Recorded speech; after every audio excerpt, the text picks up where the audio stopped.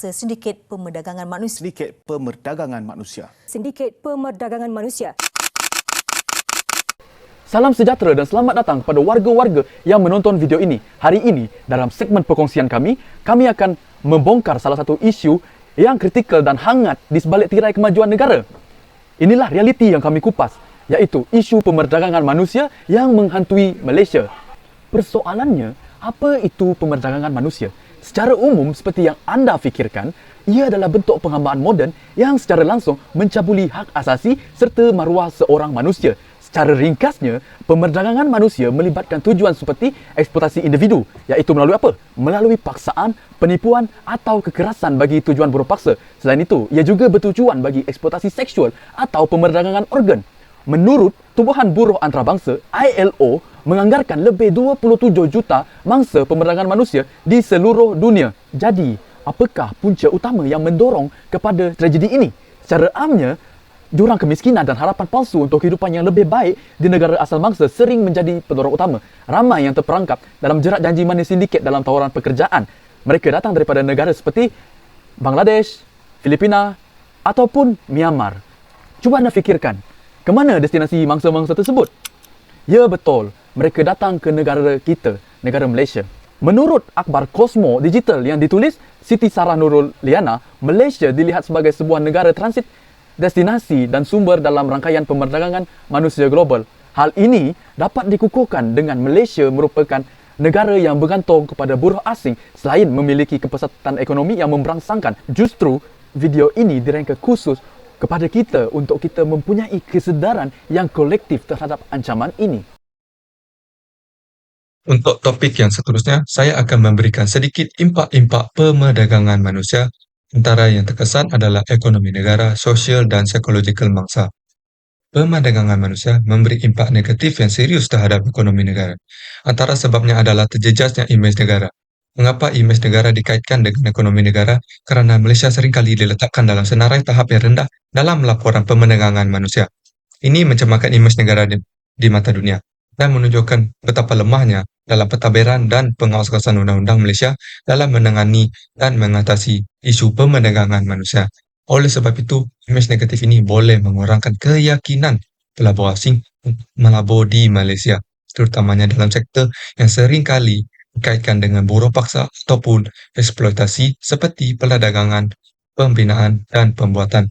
Syarikat-syarikat antarabangsa mungkin enggan berurusan dengan pembekal atau rakan kongsi di Malaysia yang dituduh terlibat dalam isu pemerdagangan manusia bagi mengelakkan sebaran isu yang boleh mendatangkan keburukan kepada syarikat tersebut di masa hadapan.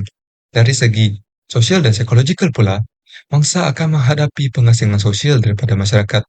Hal ini kerana terdapat stigma dalam masyarakat yang berpandangan negatif terhadap mangsa pemerdagangan manusia. Stigma ini boleh menyukarkan mangsa untuk mendapatkan pekerjaan, tempat tinggal ataupun sokongan sosial dan mereka mungkin menghadapi diskriminasi daripada keluarga atau komuniti mereka sendiri. Selain itu, mangsa juga akan menghadapi masalah psikologi seperti PTSD iaitu Post Traumatic Stress Disorder di mana mereka mengalami trauma yang teruk akibat keganasan fizikal, seksual dan emosi semasa menjadi mangsa pemerdagangan manusia. Terdapat beberapa kesan yang menyebabkan berlakunya pemerdagangan manusia. Salah satu penyebab utama adalah tekanan ekonomi di negara asal para mangsa. Sebagai contoh, di Indonesia, Bangladesh, Myanmar dan lainnya, kemiskinan dan kurang peluang pekerjaan adalah sangat kerap berlaku. Di negara ini, banyak rakyat yang menerima tawaran pekerjaan bergaji tinggi di Malaysia terdengar seperti salah satu jalan keluar untuk mengatasi masalah ekonomi bagi mereka. Mereka berani mengambil risiko demi keluarga mereka tanpa menyadari itu adalah umpan yang digunakan untuk menarik mereka ke masalah tersebut. Selain itu, Malaysia mempunyai permintaan tinggi akan tenaga kerja murah.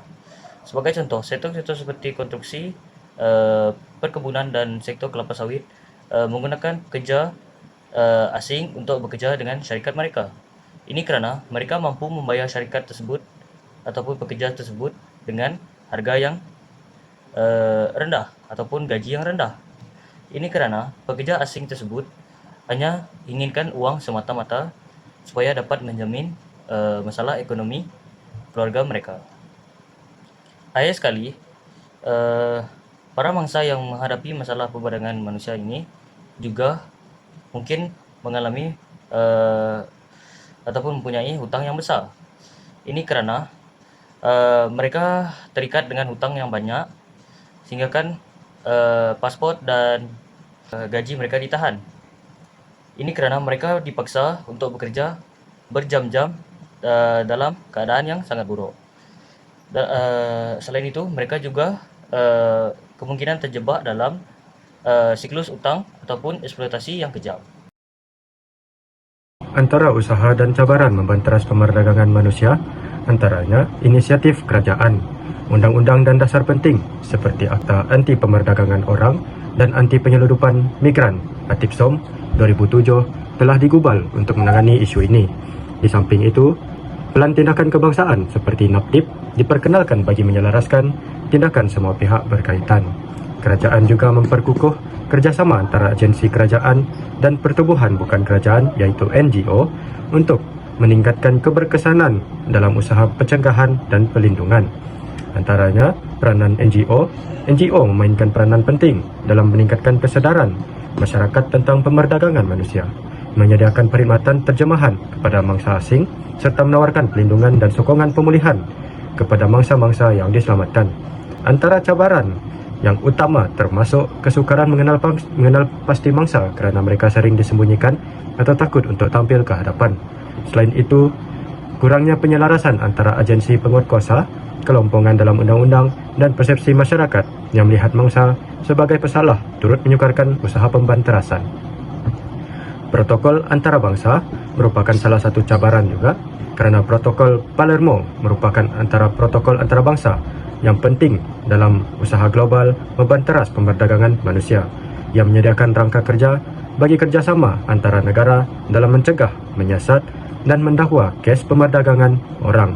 Itu merupakan usaha dan cabaran dalam membanteras pemerdagangan manusia. Jenayah pemerdagangan orang. Ia adalah ancaman global yang meragut kebebasan dan maruah insan. Tetapi, kita tidak akan berdiam diri. Kita ada penyelesaian dan kita ada harapan. Pertama, kita perlu memperkukuh undang-undang dan penguatkuasaan. Ini bermakna mewujudkan undang-undang yang lebih kukuh untuk menghukum penyelesaian dengan lebih berat. Agensi penguatkuasaan kita juga perlu dilatih dengan lebih baik. Mereka perlu memahami selok-belok jenayah ini, mengenal pasti mangsa dan bertindak pantas. Dengan latihan yang betul, mereka boleh menjadi benteng utama kita menentang jenayah ini. Seterusnya, pelindungan dan sokongan mangsa adalah keutamaan kita. Mangsa pemerdagangan orang sering kali trauma. Mereka memerlukan lebih daripada sekadar tempat tinggal. Mereka perlukan sokongan psikologi, kaunseling dan peluang untuk membina semula kehidupan mereka. Ini termasuk akses kepada pendidikan, latihan kemahiran dan peluang pekerjaan yang selamat. Mari kita berikan mereka harapan dan kekuatan untuk memulakan hidup baru. Kita juga perlu meningkatkan kesedaran dan pendidikan awam. Semakin ramai yang tahu, semakin suka jenayah ini berkembang. Kempen kesedaran yang berterusan di media massa, sekolah dan komuniti boleh membantu kita semua mengenali tanda-tanda pemerdagangan orang. Ini bukan hanya tanggungjawab pihak kuasa, tetapi tanggungjawab kita semua. Jangan lupa, jenayah ini seringkali merentasi sepadan. Oleh itu, kerjasama rentas sepadan adalah penting. Kita perlu bekerjasama dengan negara-negara lain, berkongsi maklumat dan strategi untuk memerangi sindiket antarabangsa. Hanya dengan usaha bersama, kita dapat memutuskan rantaian jenayah ini. Akhir sekali, kita memerlukan pendekatan holistik. Ini bermakna kerajaan, perniagaan, NGO dan komuniti perlu bekerjasama.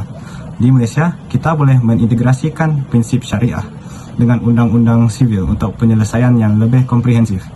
Ini adalah kekuatan kita, sinergi antara nilai-nilai moral dan kerangka undang-undang yang kukuh. Pemerdagangan orang adalah cabaran yang besar, yang memerlukan tindakan segera dan bersepadu. Dengan hal yang disebut tadi, kita yakin dapat memerangi jenayah ini dengan lebih efektif. Mari kita bersatu padu untuk membebaskan mereka yang terperangkap dan mencegah jenayah ini dari terus berleluasa di Malaysia dan di seluruh dunia.